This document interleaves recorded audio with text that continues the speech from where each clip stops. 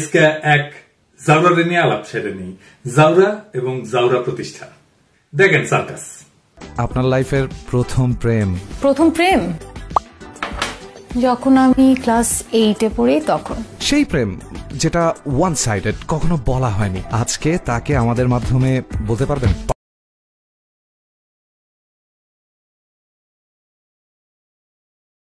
আচ্ছা, প্রেম লাইফ না single life, আপনার এক্সপেরিয়েন্সে কোনটা বেটার আপনার কাছে? বোথ। এই সার্কাসে বিজ্ঞাপনটা দেখেন, এটা সাহেব একটু বড় করে দেখে দেন কার বিজ্ঞাপন দিতেছে। আঙ্কারে প্রথম আলো, ডাবর, এই প্রথম আলো, লেট, কালচারাল মাফিয়া, ছায়ানট, সবারই একটাই কৌশল। প্রথমে মাইয়ার মধু ফেলে, তারপরে ওই মধুর আকর্ষণে পোলারা আসে। এই মাইয়া ক্লাস 8 থেকে প্রেম করে, তো এই গল্প শুনাইতেছে, শোনাক, অসুবিধা নাই। কিন্তু ডাবর, এর মধ্যে ডাবর কেন? হ্যাঁ, মতিউর রহমান, ডাবর একেবারে পশ্চাৎ হান্দায় দিব। এই মাইয়া তোমাকে না কইছি না যে ইন্ডিয়ান পণ্য থেকে দূরে থাকবা, কানে কথা যায় না, কুরকুরানি বেশি, কুরকুরানি ওষুধ কলে আমার কাছে আছে। বাংলাদেশে যদি করে কন্যা খাবার চাও, গণমানুষের বিরুদ্ধে দাঁড়াবে না, দিন একরকম করলে থাকবে না। আর এইটা সাহেব প্রথম আলোর ছবিটা আর একবার দেখান তো, দোরাই স্বামীর লগে নিকা বসিচ্ছে, চুক্তি করিচ্ছে। এরকম কত চুক্তি যে আছে প্রথম আলোর ইন্ডিয়ার সাথে কে জানে। বাংলাদেশ ধ্বংস করার মিডিয়া কারিগর দুটা, একটা মতিউর রহমান আর একটা ডেলি স্টার মাহফুজা নাম। এরাই 111 ঘটায় হাসিনারে আনছে। যেদিন হাসিনা পড়বে সেদিন প্রথম আলো আর ডেলি স্টার অফিসে দখল নেওয়া লাগবে, কলে পাশায় লাথি দিয়ে সব কটা বাই করে দিবেন। তারপরে কি করা লাগবে আমি কয়ে দেবো। এই দুটাই জাউরার জাউরা। এই দেন তো এটা দেন, ঠকাস ঠকাস করে মেরে দেন। আর ওই যে ভারত বন্ধু পাইলাম কয়টা, আর একটা পাইলাম, তাই না? হ্যাঁ, আগের গুলার সাথে দেখান, অপূর্ব, জান্নাতুন পিয়া, মেজাবিন, আব্দুল নূর তুষার আর এ তানজিন তিশা। এখন আমার ক্ষুদ্র ভাতারা কবে যে মায়াদের বয়কট করলে বাকি থাকবে কে? কে তো বাকি থাকবে না, না থাকাই তো উচিত। হ্যাঁ, এই বালগুলোরে দেখা লাগবে কে? না আছে চেহারা, না আছে ফিগার, না জানে অভিনয়। এই যে জান্নাতুল পিয়া, ওর ফিগার তো সরিষার তেলের বোতলের না কার। হ্যাঁ, তো দেখেছেন, ছবি দেখেছেন, জায়গা মতো দাঁড়াইছে আর কি, ড্যাডি অব দ্য নেশনের। হ্যাঁ, তো দেখবাই যখন তখন এই মার্গট রবির দেখবা, গ্যাল গার্ডেনের দেখবা, স্কারলেট জোহানসনের দেখবা। হ্যাঁ, এইসব ঝোলের দেখার দরকার আছে। এখন ক্ষুদ্র ভাতারা কবে, দাদা আপনি কে করে জান্নাতুল পিয়া ফিগার দেখেছেন? দেখেছি, শুধু দেখি না, ম্যাপেও লিছি। বাঙ্গু সেকুলারেরা ওই যে প্রগতিশীলতা বেছে না, এরা গ্ল্যামার বেছে। প্রগতিশীলতার এদের গ্ল্যামারের মেরে দেবো, আর এটাই রাজনীতি। যাই হোক, কোটা প্রসঙ্গে আসি। কার্ল রানির ক্ষমতার চরিত্র এবং তার দেশ শাসনের ধরন বোঝার জন্য এই ঘটনাটা একটা অতি উৎকৃষ্ট উদাহরণ। কার্ল রানির তো গুণের শেষ নাই। এই ঘটনায় তার কিছু পুরানা গুণ আবার নতুন করে প্রকাশ পাইতেছে। এই কার্ল রানির কর্তৃত্ববাদী শাসনের কথা গোটা দুনিয়া জানে। হাসিনার 15 বছর শাসন আমলে অনেকবারই তাদের বেকায়দায় পড়তে হয়েছে। জনগণের দাবির মুখে তার অবস্থান পরিবর্তন করতে বাধ্য হয়েছে বেশ কয়েকবার। যেমন নিরাপদ সড়ক আন্দোলনে সড়ক আইনের কিছু সংস্কার হয়েছিল, বেসরকারি বিশ্ববিদ্যালয় থেকে ভ্যাট আদায় বাতিল হয়েছিল এবং সরকারি চাকরিতে কোটা ব্যবস্থা বাতিল করা হয়েছিল। হ্যাঁ, কিন্তু অবাক করা বিষয় হলো যেগুলো সবগুলাই আবার ধীরে ধীরে ফেরত আসতেছে। আপনি কুত্তার লেজ যদি 100 বছরের চুঙ্গার মধ্যে বইরা রাখেন না, তো তারপরে যখনই ছেড়ে দিবেন আবার দেখবেন বাঁকা হয়ে গেছে। বিশ্বাস না, ট্রাই করে দেখতে পারেন। অবশ্য ট্রাই করার দরকার নাই, লিগের দিকে তাকাইলে এটা বুঝবেন। এই লিগ হইতেছে কুত্তার লেজ। তো এই জন্যই কুত্তার সাথে এদের এত ভাব ভালোবাসা হয়, বুঝছাও? হ্যাঁ, ওই যে পোলাটা দেখেন না, ওই যে হাসিনা পোলা, হ্যাঁ, ও কুত্তা প্রেমী। হ্যাঁ, কুত্তা লেয়া বসে থাকে, কুত্তাটা কলে সুন্দর আছে। তো যাই হোক, ওই জনগণের আন্দোলনের মুখে এগুলো যেগুলো মাইনে নিছে বলে এতদিন আপনারা মনে করছিলেন, তা সবই কিন্তু একের পর একটা এখন ফেরত আসতেছে। আন্দোলনের মুখে কাউয়া কাউয়া কাদের, ওই যে কাউয়া কাউয়ার সাউন্ড জোরে দেন, আরো জোরে দেন, আরো জোরে দেন, কান ফাটাই দেন। হয়েছে। ওই যে সড়ক আইনে কইছিল না, যে সড়ক আইনে যে কঠিন কঠিন বিধানগুলোর যুক্ত করার ঘোষণা দিছিল না, সেগুলো ইতিমধ্যে শিথিল করা হয়েছে। কিন্তু জানেন, উচ্চ আদালতে ভ্যাট প্রত্যাহারের ঘোষণা বাতিল হয়েছে। সবশেষে কয়েকদিন আগে উচ্চ আদালত সরকারি নিয়োগের ক্ষেত্রে এই মুক্তিযোদ্ধা কোটা বাতিল সংক্রান্ত পরিপত্রে অবৈধ ঘোষণা করছে। মানে হইল হাসিনার তার লেসপেন্সারদের মুখের কথার কোনো দাম নাই, ওর গুয়া দিয়ে রক্ত আর মুখ দিয়ে মিশা কথা বাড়ায়। আপনি শয়তানরে বিশ্বাস করতে পারেন, কিন্তু এদের বিশ্বাস করলে চিরতরে ধরা খেবেন। শয়তানও ওদের গরু মানে, কিন্তু আমরা ঠিকই ওদের জারুমি ধরে ফেলতে পারি। যাই হোক, কোটায় আবার ফিরে আসি। স্বাভাবিকভাবে এই রায়ের পরে সমাজে প্রতিক্রিয়া শুরু হয়েছে, দেশে বিভিন্ন শিক্ষাঙ্গনের প্রতিবাদী মিছিল মিটিং আবার শুরু হইতেছে। তো এবার আসেন একটু আগে ফিরে আসি, অনেকে হয়তো জানেন না কোটা সংস্কার আন্দোলন সম্পর্কে, একটু ফিরে দেখি। আওয়ামী লীগ সরকার ক্ষমতা আসার পরে যে কয়টা গণদাবি তাদেরকে পিছু হতে বাধ্য করছিল, তার মধ্যে অন্যতম ছিল কোটা বাতিলের দাবিতে আন্দোলন। কিন্তু আন্দোলনটা কোটা বাতিলের দাবিতে করা হয় নাই, কিন্তু তারা শুরু থেকেই চাইছিল কোটা সংস্কার। কোটা বাতিল আর সংস্কার এই দুইটার মধ্যে কিন্তু পার্থক্যটা মনে রাখতে হবে। আন্দোলনের নামই ছিল কোটা সংস্কার আন্দোলন, কিন্তু আন্দোলন যখন সারা দেশে ছড়ায় পড়ে, সরকার অনর অবস্থান থেকে সরে আসতে বাধ্য হয়। কাটালানির সবকিছুতে ক্রেডিট নেওয়ার অভ্যাস আছে, তাই তখন সে কোটা বাতিলই করে দিছিল। তখন আন্দোলনকারীরা ভাবছিল, আরে বা চাইলাম সংস্কার করে দিল বাতিল, হ্যাঁ চাইছিলাম পিস্তল দিল কামান। কিন্তু এখন আবার হাইকোর্টের রায়ের মাধ্যমে কোটায় বাতিলকে অবৈধ ঘোষণা করে বহাল রাখার আদেশ দেওয়া হয়েছে। জার্মানিটা দেখেছেন? ফলে কোটা নিয়ে আবারও আন্দোলন শুরু হইতেছে। এই বিষয়ে আমরা আজকে বিস্তারিত কথা বলার চেষ্টা করব। আদালতের মাধ্যমে নানা ইতরামির বাস্তবায়ন এই আমলে প্রায় শিল্পের পর্যায়ে পৌঁছে গেছে, হাসিনা নিয়ে গেছে। এক একটা হারামি কোর্টকে, হাইকোর্টকে পুরাই মুজিব কোর্ট বানাই ফেলছে। এই দেখেন, ডেইলি স্টারের বিশাল প্রগতিশীলটারে আস্তে আস্তে জামিন দিয়ে দিচ্ছে, বুঝছাও? এটা একটা শিশু নির্যাতন। এরা নিয়ে এর আগে একটা ভিডিওতে কথা কইছিলাম, কিন্তু এই যে ভিডিওটা আদালতের ক্রিমিনাল অ্যাক্টিভিটির এইটা একটা নিদর্শন হয়ে থাকলো। সময় মতো ওদের ধরা হবে, এটা নিয়ে এখন আর বিস্তারিত কইলাম না। যাই হোক, কোটা প্রসঙ্গে বিস্তারিত করার আগে 2018 সালে শুরু হওয়া এই আন্দোলনের পটভূমি আমরা একটু দেখে নিই, কারণ এখনকার অনেক যুবক তরুণ সেই সময় আরো অনেক ছোট ছিল, হয়তো পুরো বিষয়টা এখনো জানেন না। আসেন এটা আবার দেখে নিই। হাসিনার পোশাক উত্তাগুলা যত উন্নয়নের ঢোল বাজাক না কেন, সীমাহীন বেকারত্বের ফলে তরুণদের মনে ব্যাপক অস্থিরতা, হতাশা আর ক্ষোভ আছে। এর মধ্যেও তারা দেখবেন যে খাইয়া না খাইয়া একটা চাকরির জন্য দিন রাত চেষ্টা করে। ঢাকা বিশ্ববিদ্যালয়ের লাইব্রেরির সামনে যে বিশাল লাইন দেখা যায় না, এটা নিয়ে কিন্তু অনেক ট্রল হয়। কিন্তু একটা চাকরি ছাড়া যার জীবন অন্ধকার, পরিবারের সদস্যদের দায়িত্ব যার কাঁধে, যার প্রেমিকার বিয়া হয়ে যাবে নিজের ক্যারিয়ার ঠিক না হইলে, তার বাস্তবতা তো আমরা অনেকে বুঝতে পারবো না। একটা দেশে উচ্চ শিক্ষা নিয়ে সবাই জ্ঞান চর্চার দিকে যাবে না। উচ্চ শিক্ষায় চাকরি না, প্রধান হওয়া উচিত যে জ্ঞান। কিন্তু আমাদের দেশে সমাজে কেউ গাছতলায় আর কেউ পাঁচতলায় যাবে, যেটা কি দিয়ে নির্ধারিত হয়? জ্ঞান দিয়ে নির্ধারিত হয় না। এটা ঠিক হয় ধান্দা দিয়া, চাটার ধান্দা, চাটার যোগ্যতা, মামা খালুর দৌড়, এগুলো দিয়ে ঠিক হয়। তাই একটা সাধারণ ছাত্র পড়ার পাঠ চুকায় ফেলার আগেই বিসিএস এর দিকে ঝোঁকে। তাতে ক্ষমতার সুবিধা নেওয়ার চাইতে একটা নিরাপদ জীবন চাওয়ার বাসনাই বেশি থাকে, অন্তত প্রথম দিকে। কিন্তু এই সরকারি চাকরি যখন গোপালী কোটার দ্বারা বন্টন করে দেওয়া হয় লিগেল লোকদের মধ্যে, তখন আসলে হতাশা হয় স্বাভাবিক। আর এই হতাশা থেকে যৌক্তিক একটা আন্দোলন শুরু করছিল সাধারণ ছাত্রছাত্রীরা। পরে সেই কোটা সংস্কার আন্দোলন দেশ জুড়ে শিক্ষার্থীদের মধ্যে বিস্তৃত হয়েছিল। বাংলাদেশের বেকারত্ব, বিশেষ করে শিক্ষিত বেকার, এটা বড় সমস্যা। প্রায় 4 কোটি তরুণ বেকারত্বের অভিশাপে নিপীড়িত। এই হতাশ তরুণদের আন্দোলন দমন করতে ছাত্রলীগের আক্রমণ, পুলিশের মামলা, নির্যাতন, আদালতের রিমান্ড এবং বিশ্ববিদ্যালয় প্রশাসনের নিপীড়ক বান্ধব অবস্থান গ্রহণে দিন দিন আন্দোলনকে আরো প্রবল করে তুলতে থাকে। এর সাথে যোগ হয়েছিল আন্দোলনকারী নারী শিক্ষার্থীদের উপরে যৌন আক্রমণ। শহীদ মিনারে ছাত্রলীগ একাধিকবার আক্রমণ করছে কোটার বিরুদ্ধে সংগঠিত হওয়া সাধারণ ছাত্রদের উপরে, এমনকি শিক্ষকরা তার হামলা থেকে রক্ষা পায় নাই। যাই হোক, কোটা সংস্কার আন্দোলন বাংলাদেশের সব ধরনের চাকরির ক্ষেত্রে কোটার ভিত্তিতে নিয়োগের যে প্রচলিত ব্যবস্থা, সেইটা সংস্কারের দাবিতে সংগঠিত হয়েছিল এবং এটা দ্রুত সারা দেশে ছড়ায় পড়ছিল। 1972 সাল থেকে চালু হওয়া কোটা ব্যবস্থা সংস্কারের দাবিতে চাকরি প্রত্যাশী সাধারণ শিক্ষার্থীদের বাংলাদেশ সাধারণ ছাত্র অধিকার সংরক্ষণ পরিষদের নেতৃত্বে 2018 সালের জানুয়ারি থেকে ধারাবাহিকভাবে বিক্ষোভ এবং মানববন্ধন কর্মসূচি পালন করতে শুরু করে। অবশেষে লাগাতার আন্দোলনে শিক্ষার্থীদের অভূতপূর্ব অংশগ্রহণের ফলে প্রথম এবং দ্বিতীয় শ্রেণীর সরকারি চাকরিতে 46 বছর ধরে চলা কোটা ব্যবস্থা বাতিল ঘোষণা করতে বাধ্য হয় হাসিনা।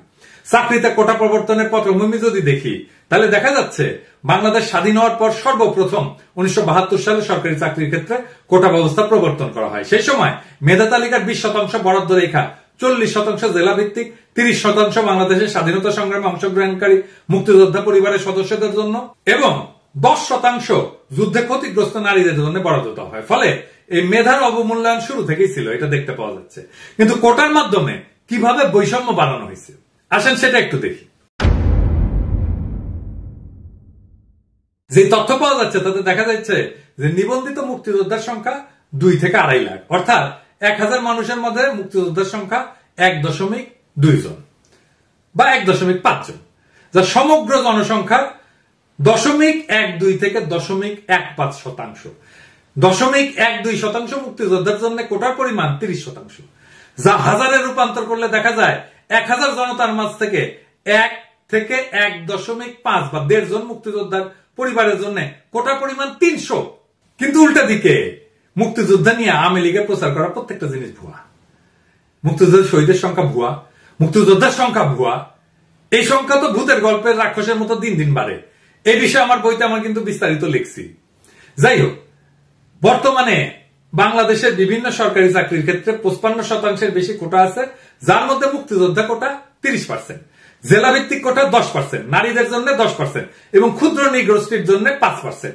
তবে নিয়ম অনুসারে এই সমস্ত কোটার যোগ্য প্রার্থী না পাওয়া গেলে 1% প্রতিবন্ধীদের জন্য বরাদ্দের বিধান আছে। সংবিধান অনুসারে কোটা কিন্তু অসাংবিধানিক। কিভাবে?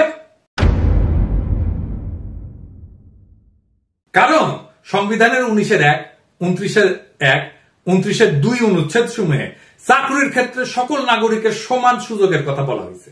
এই পরিসংখ্যান থেকে সহজে বুঝতে পারা যাচ্ছে যে কোটা সংস্কার আন্দোলন কতটা ন্যায্য ছিল। আর এইটারে চেতনা বিরোধী বইলা সবাইকে জামাত শিবির ট্যাগ দিয়া অকথ্য নির্যাতনের লাইসেন্স দিছিল ছাত্রলীগকে। ডুগডুগি মতিয়া, ওই যে ডুগডুগি শব্দ দেন, হ্যাঁ ও কিন্তু মুজিবের চামড়া দিয়া ডুগডুগি বাঁচাতে ছিল। এই মতিয়া তাদেরকে রাজাকার বলে ঘোষণা দিছিল। এই আন্দোলন থেকেই জন্ম হয়েছে গণ অধিকার পরিষদের, যার নেতা নুরুল হক নুরু। নুরুল হক নুরু হচ্ছে সাবেক ছাত্রলীগ নেতা এবং শেখ হাসিনাকে আম্মা ডেকে রাজনীতি শুরু করছিল। শুনে, আমি ছাত্রলীগের কর্মী ছিলাম না, শুধু ছোটখাটো একটা নেতাও ছিলাম, হলের পোস্টেড ছিলাম। 2.5 বছর বয়সে আমার মা মারা যায়, আর আমার ছোট ভাইকে এখানে এসেছে, ওর বয়স ছিল তখন 1 বছর। আমার মায়ের এটা আমি যতটুকু মনে করতে পারি। আর আজকে আমি মাননীয় প্রধানমন্ত্রী এতদিন টিভিতে আমি ওভাবে দেখতে পারিনি, কিন্তু আজকে দেখে আসলে আমার মনে হয়েছে যে তার মধ্যে আমার মায়ের চেহারাটা আমি কিছুটা দেখতে পেয়েছি, এরকম একটা জিনিস। যাই হোক, সে ছাত্রলীগ হিসেবে রাজনীতি শুরু করলেও কোটার দাবিতে সোচ্চার হওয়ার পরে প্রায় নিয়মিত তাকে ছাত্রলীগের হাতে আক্রান্ত হইতে দেখা যেত। ছাত্রলীগের মাইল খাইতে খাইতে খাইতে খাইতে পোলাটা নেতা হয়ে গেল। যাই হোক, এটা নিয়ে ভিডিও করছি, আর বেশি কিছু কই না আর কি। হ্যাঁ, তা আমি যা মূল্যায়ন করছিলাম সেই মূল্যায়নকে আমি এখনো সঠিক বলে মনে করি। পোলাটা বড় হয়ে সুলতান মনসুর হবে। ওরে নিয়ে কথা না কই, আমরা কোটার বিষয়ে থাকি আর কি। ওই আন্দোলন চলার সময় ডুগডুগি মতিয়া যখন ওদের রাজাকারের বাচ্চা বলছিল, আর তখন আন্দোলনের নেতারা শেখ মুজিবের ছবি উচ্চা কইরা ধইরা আবেগে প্রতিবাদ করছিল। তখন বিবিসি একটা সংবাদ করছিল, তাতে প্রশ্ন করা হয়েছিল যারা এই আন্দোলনের মূল সংগঠক তাদের রাজনৈতিক পরিচয় কি। নূর কইছিল যে তাদের অনেকে বিভিন্ন রাজনৈতিক ছাত্র সংগঠনের সঙ্গে জড়িত ছিলেন বা আছেন, কিন্তু আন্দোলনটি সম্পূর্ণই অরাজনৈতিক। এটা বলে অরাজনৈতিক আন্দোলন, এটা রাজনীতি, এটাই ওই বুঝে না, ওই এখন রাজনীতি করে। কোটা সংস্কার বা কোটা বাতিলের আন্দোলন যে রাজনীতি, সেটা সে কইতেছে এটা অরাজনৈতিক।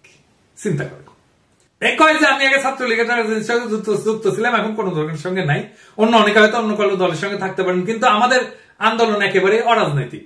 এর পেছনে কোন রাজনৈতিক ষড়যন্ত্র নাই। যদি থাকতো তাহলে আমরা অনেক আগে সহিংসতার পথ বেছে নিতে পারতাম, কিন্তু আমরা শুরু থেকে একেবারে শান্তিপূর্ণ উপায়ে আন্দোলন করতেছি। তার মানে রাজনীতি মানে সহিংসতা। ওই কয় তুই তো এখন রাজনীতি করে, তুই কি সহিংসতা করে?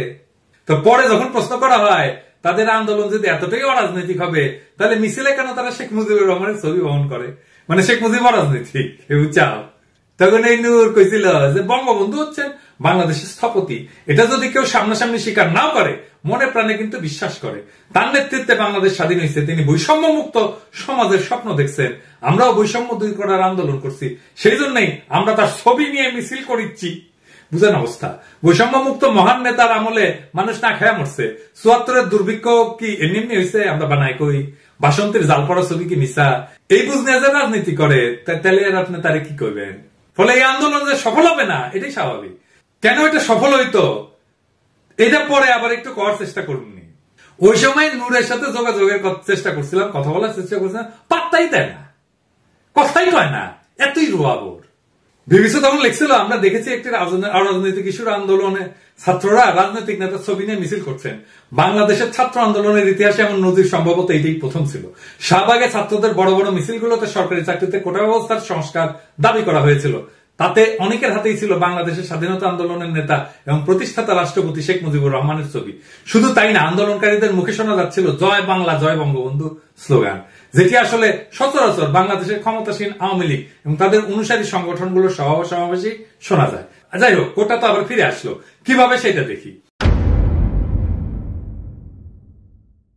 2018 সালের 4 অক্টোবর জনপ্রশাসন মন্ত্রণালয় সরকারি দপ্তর, স্বায়ত্তশাসিত, আধা স্বায়ত্তশাসিত প্রতিষ্ঠান, বিভিন্ন কর্পোরেশনে চাকরিতে সরাসরি নিয়োগের ক্ষেত্রে সরকারের বিদ্যমান কোটা পদ্ধতি সংশোধন করে পরিপত্র জারি করে।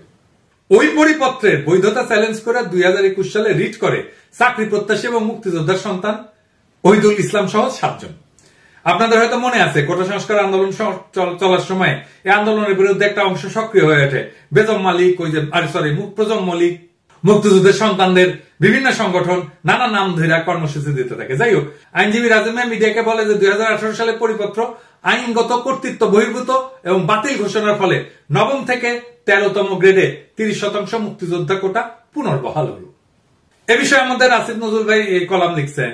তাদের লিখছেন যে বাংলাদেশের সংবিধানের অন্যতম মূলনীতি হচ্ছে সাম্য, সুযোগের সমতা এবং বৈষম্যহীনতা। সমতার নীতি কিছু ক্ষেত্রে ব্যতিক্রম অনুমোদন করে প্রায়োগিক সমতা নিশ্চিত করার স্বার্থে। সমতার এই দর্শনের বিভিন্ন প্রকাশ আমাদের সংবিধানেও রয়েছে। যেমন সংবিধানের 29 অনুচ্ছেদে বলা আছে, নাগরিকদের যে কোনো অনগ্রসর অংশ যাতে সরকারি চাকরিতে উপযুক্ত প্রতিনিধিত্ব লাভ করতে পারে সেজন্য বিশেষ বিধান প্রণয়ন করা যাবে। এই বিধান বলে নাগরিকদের অনগ্রসর অংশের জন্য সরকারি চাকরিতে কোটার বিধান করা অসাংবিধানিক হবে না। কোটা বিষয়ে সমাজের তীব্র অসন্তোষ শুরু হয়। কারা এই অনগ্রসর শ্রেণী, এর উপযুক্ত প্রতিনিধিত্ব মানে কি, এইসব প্রশ্ন। কোটা নিয়ে অতীত ও বিদ্যমান এই বিতর্ক মূলত মুক্তিযোদ্ধাদের, এমনকি তাদের সন্তান নাতি নাতনিদের জন্য কোটার বিধান কেন্দ্রিক। মুক্তিযোদ্ধারা কি সমাজের অনগ্রসর অংশ? তিনি প্রশ্ন তুলছেন। এদেশের তৎকালীন এলিট পরিবারগুলো সহ সমাজের সর্বস্তরের মানুষ মুক্তিযুদ্ধ করছিলেন, তারা ঢালাওভাবে অনগ্রসর হন কিভাবে, বা তারা কতটুকু সুবিধা পেতে পারেন? এটা একটা জরুরি প্রশ্ন। অন্যায় সুবিধা দেওয়া হলে মুক্তিযুদ্ধের প্রতি সম্মান মর্যাদা কোনোটাই বাড়বে না, এটা আমরা সবাই মানি। তিনি বলেন এই কোটার এই আধিক্য সমাজের সীমাহীন বৈষম্য সৃষ্টি করেছিল। উদাহরণ হিসেবে উনি কয়েকটা উদাহরণ দিচ্ছেন। 2006 সালে সম্পন্ন হওয়া 25তম বিশেষ পরীক্ষায় মেধার ভিত্তিতে নিয়োগ পাইছিলেন প্রথম 228 জন, বাকিদের অযোগ্য ঘোষণা করে চাকরি দেওয়া হয়নি। অপরদিকে বিভিন্ন কোটার কল্যাণে 1611তম হয়ে পররাষ্ট্র মন্ত্রণালয়, 5104তম হয়ে প্রশাসন, 5377তম হয়ে কেউ কেউ পুলিশ ক্যাডারে চাকরি পাইছিলেন। আর একটা বিস্ময়কর বিষয় হলো, এত ব্যাপক হারে কোটা যাদের জন্য সংরক্ষণ করা হয়েছিল তারা কোটার সমসংখ্যক পদে নিয়োগ পরীক্ষায় পাশও করেনি কখনো। এই কারণে 28তম থেকে 31তম বিসিএস এ 3162টা পদ শূন্য ছিল। অথচ সম্মিলিত মেধা তালিকার উপরের দিকে অবস্থান করে অনেকে চাকরি পাননি। কোটা ব্যবস্থা পুনরায় চালুর বিবেচনা করতে গেলে সরকারকে অবশ্যই এই নৈরাজ্যকর চিত্রগুলো ভাবতে হবে। মুক্তিযোদ্ধার ভুয়া সার্টিফিকেট নিয়ে যারা বা যাদের সন্তানেরা চাকরিতে ঢুকেছেন তাদের সবাইকে চিহ্নিত করে বরখাস্ত করতে হবে। সরকারি চাকরির নিয়োগে সব ধরনের দুর্নীতি এবং স্বজনপ্রীতি কঠোরভাবে দূর করতে হবে। তো কেন এই ধরনের আন্দোলনের কোনো ভবিষ্যৎ নেই? কোটা আন্দোলন খুবই ন্যায্য, তাতে কোনো সন্দেহ নেই। কিন্তু কথা হইলো, এটা আপনি কার কাছে দাবি করতেছেন? একজন ফ্যাসিস্টের কাছে আপনি যখন আপনার অধিকার চাইবেন তখন তো সে নিজেকে আরো শক্তিশালী মনে করবে, সেটাই তো তার বৈধতার উৎস হয়ে যায়। এই আন্দোলন যখন চলে তখন বিরল হইলেও কেউ কেউ এটা বিরোধিতা করছিলেন, মানে এই ধরনের আন্দোলনের পরিণতি যে ভালো হবে না সেটা অনেকে বলছিলেন। এটাতে যে রাজনৈতিক মুক্তি আসবে না সেটাও বলছিলেন। এই আন্দোলন থেকে যে নেতা দল তৈরি হয়েছে তারাও জনগণের আস্থা এবং আবেগকে অপমানিত করছে। কারণ এটা শুরু থেকেই লেনিনের ভাষায় একটা কথা আছে, পেটি বুর্জোয়া আন্দোলন। পেটি এটা একটা ফ্রেঞ্চ ফরাসি শব্দ। পেটি মানে ক্ষুদ্র, ছোট, ক্ষুদ্র স্বার্থের জায়গা থেকে আন্দোলন। এবং পেটি বুর্জোয়া আন্দোলন নিজের রুটি রুজির জন্য, নিজের স্বার্থের জন্য আন্দোলন। এইটা দিয়ে কোনোদিন রাজনৈতিক মুক্তি আসে না, আসতে পারে না, যদি না সে আন্দোলনের সাথে মতাদর্শিক সংগ্রাম যুক্ত না হয়।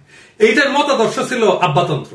যার হাত ধরে বাংলাদেশে বৈষম্য শুরু হয়েছে সেই শেখ মুজিব, ওই যে সোহরাওয়ার্দীর বডিগার্ড, তার ছবি বুকে নিয়ে কয় মুজিবের বাংলায় বৈষম্যের ঠাঁই নাই। কত বড় হারামিপনা!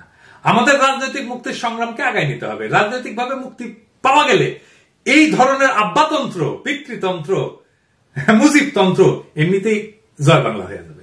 যেটাকে বলি যক্ষা ভালো হইলে কাশি এমনিতেই ঠিক হয়ে যাবে।